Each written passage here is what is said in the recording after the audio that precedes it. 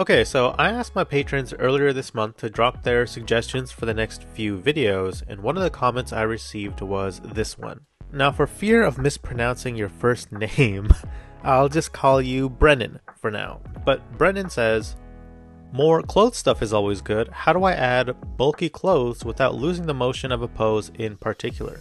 If I draw a great anatomical base with motion, then add big pant, how do I not lose all the oomph?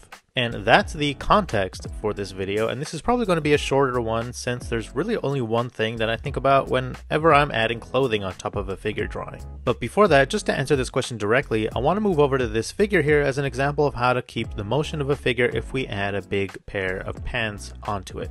So here we have a figure that's kind of just kicking way up in the air in front of him, and so I imagine that the arc of this motion would be something like this. Now, I'm going to add a baggy pair of pants onto this character.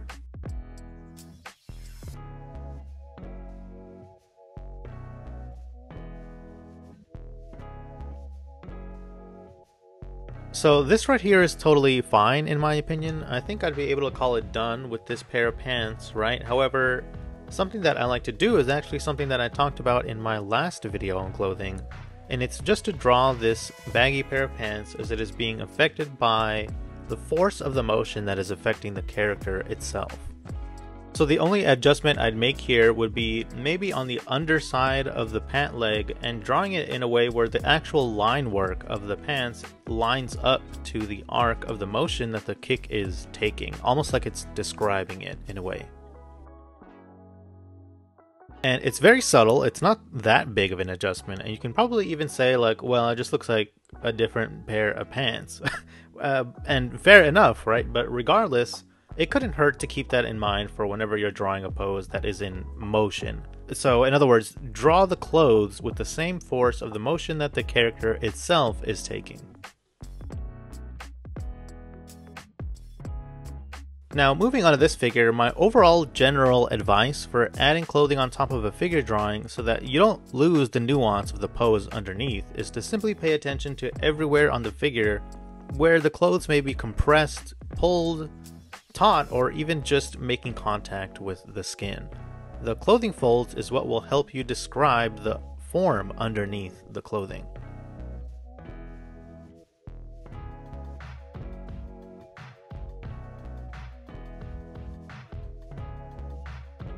So if I add a big pair of pants on this character and erase what's underneath, you can maybe get away with this as a finished drawing, but part of it does look unfinished and a bit ambiguous as to what position the legs are in under the pants. This is why I'm going to pay attention to these three areas here, which are the groin and the knees, since these are very common areas on the body where clothing will tend to bunch up, especially on the knees since those are joints similar to the elbows. So now with this little adjustment, you may have a much better idea of where, say, the bottom of the groin is on this character or where the knees are, as well as the folds of the clothing sort of give the position away.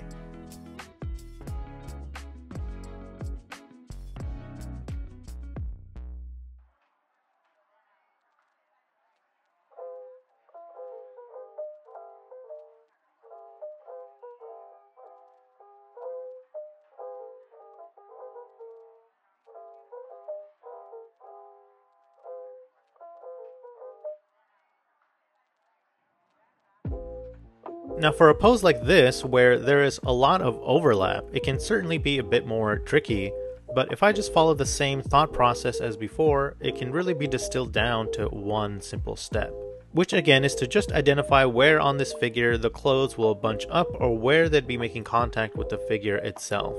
With this pose, since it's so extreme, you'd actually be surprised at how closely you can keep the shape of the figure the same, even with the clothes on top, because the clothing is being pushed and pulled to the extreme as well. So with this arm, if I put like a long sleeve and erase the arm, the position of the elbow is lost because there's no indication of it now, since obviously the clothes are covering it. But we can actually use this as an opportunity to use the clothing folds as a way to indicate where on this sleeve the elbow will be. The other area on this figure where there will be a collection of folds is in this area here, where this side of the figure is being pinched and this side is being stretched. That pinch is going to create folds in the shirt, and that can be used to convey to the viewer that the body is being pinched in that area specifically.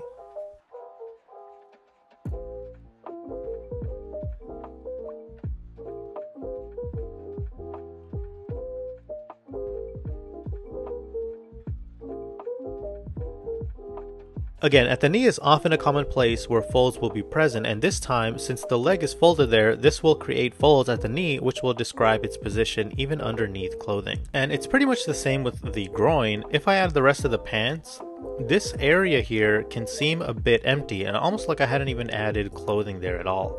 And so by adding folds where the clothing may be making direct contact with the body, like at the groin, it'll not only be seen as clothing, but it will also describe the form of the body underneath.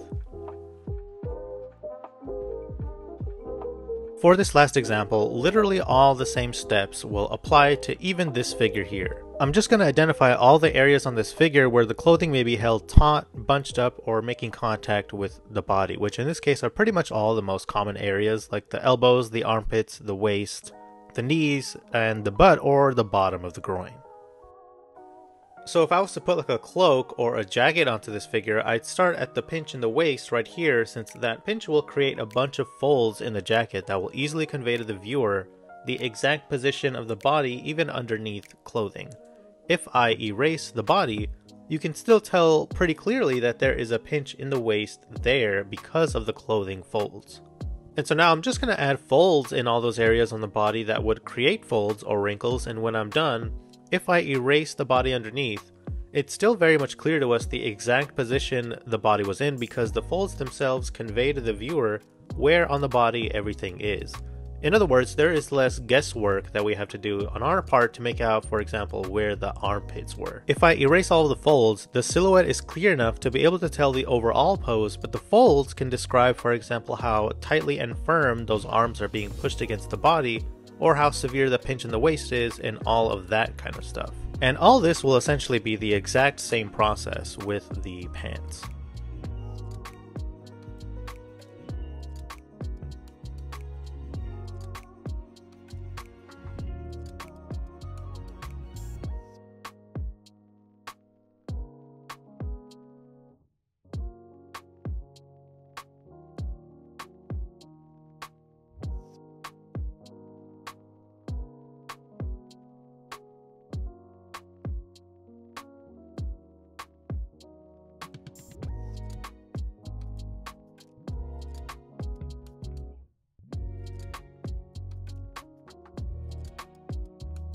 And with that, that's going to do it for today's video on adding clothing on top of a figure drawing. Thanks so much to everyone for all of your support with my pose reference book Dynamic Figure Drawing Volume 1. I still have 139 physical copies available for pre-order, and I'll leave a link in the description for anyone who may be interested. As always, I'd like to thank my patrons for all of their support, and I'd like to thank you for watching, and I'll talk to you again as soon as I can.